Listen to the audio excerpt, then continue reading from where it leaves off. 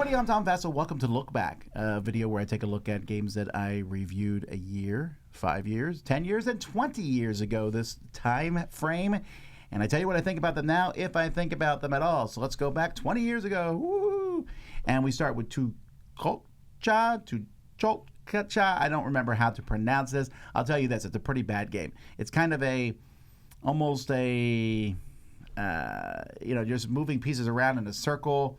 Parcheesi style-esque game, except they called everything by these terms. They were trying to do this theme thing, and it was one of those times where I just wanted to pull my hair out saying, just call this a space, not some weird name. 4 out of 10. Senator. So this is an interesting thing. It's Eric Lang and Kevin Wilson. This is at the beginning or near the beginning of their board game design careers, and it's just not very good. The theming sounds fun. A bunch of senators in the Roman Senate, and you're stabbing each other and doing stuff. It just doesn't work. 4 out of 10. Amazonas, this is a game from Stefan Dora, a pretty game from Mayfair. I think it was from Mayfair Games. 7 out of 10. Nice little Euro-style game. And then Battle Line. Battle Line's still one of my favorite games from Reiner Knizia, where you're lining up. You're making groups of 3, and you want to have basically better poker hands than your opponent. 9 out of 10. 10 years ago, I reviewed Harbor. This is from Scott Alms and Tasty Minstrel. And this is a game I really did not enjoy. I wanted to like a little game, but it just felt too free of decisions. The asymmetrical powers that were in there didn't seem to mesh. 4 out of 10. Burger Builder. This is kind of a speed-style type game, making burgers. Not very good. 5 out of 10. Pirates, Ninjas, Robots, and Zombies. And I think they made a sequel to this, too, where you're basically building a grid and trying to form groups of the one that you are, pirates or ninjas, etc. From Rather Dashing Games, which was bought by Catalyst. It's fine. 6 out of 10. Shark Mania. You pull out this string and the shark is slowly coming and eating everything in its path. It's a funny toy. Not a great game, but it's kind of amusing thing. 6 out of 10.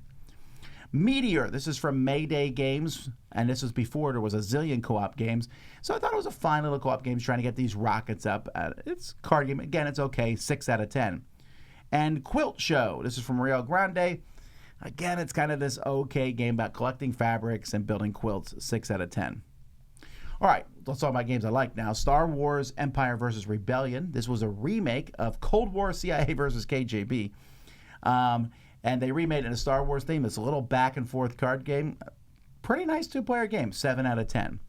Love Letter Batman. Some of the worst theming you can think to make Love Letter, a Batman love letter. But it works. So it is one of my favorite versions. 7.5.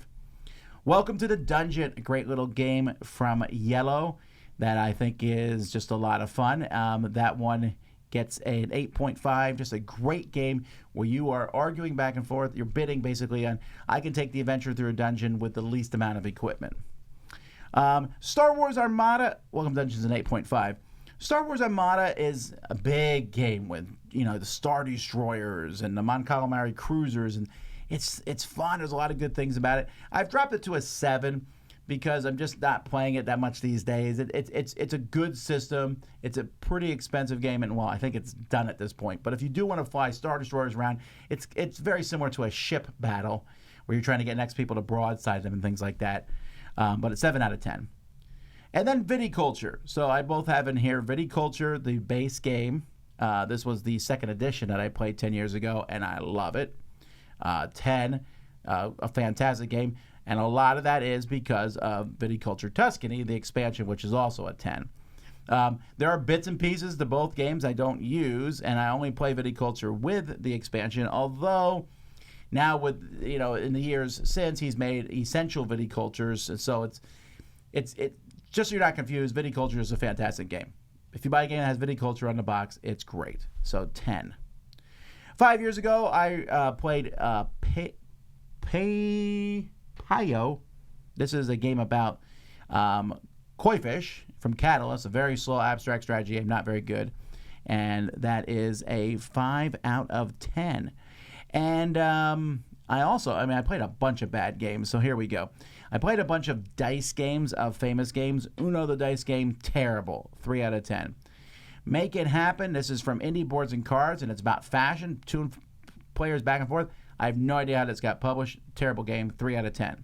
Skipbo, the dice game. Also pretty bad, but not as bad as the Uno game. This one's only a 4 out of 10. Then the Forenza dice game. This is different. It's not in the line of those other games I'm talking about, Skipbo and Uno. But this was just a very, very complex roll and write. Too complex for it to be fun. 5 out of 10. Lowdown dice game. Lowdown's basically a version of golf card game. You're trying to get the lowest score. It was okay. 6 out of 10. And the Blokus dice game. This was the best of the 4 dice games that came out. 6.5, not quite there. I'd rather play Blokus, but it wasn't as bad as the other ones. Let's talk about some good games. Rival Restaurants. A nice, fun game. You're just basically running around collecting ingredients to build, to get dishes together. 7 out of 10. Yum Yum Island. This is a kid's game where you're dropping food and it's landing on islands. You can't see when you drop stuff. There's some fun there. 7 out of 10.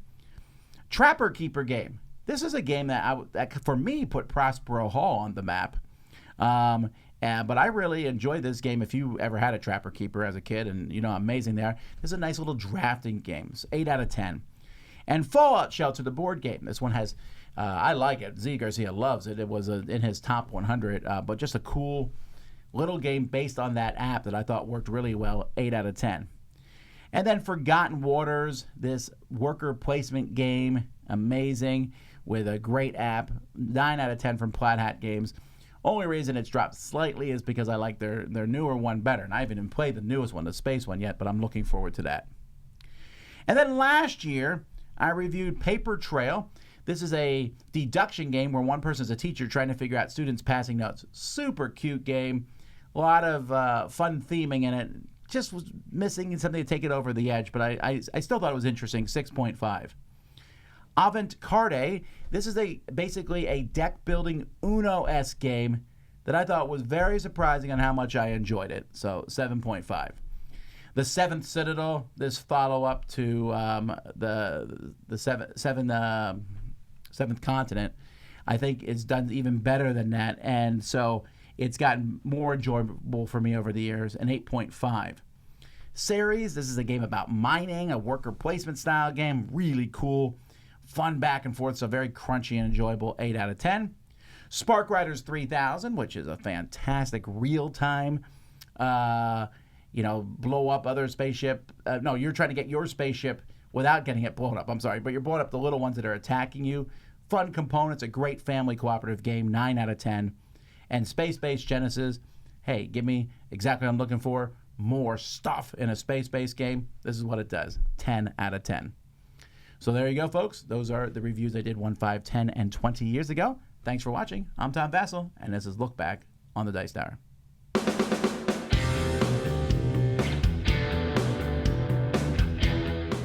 Hey everybody, thanks for watching this video. If you like this review or whatever you just watched, wasn't it amazing?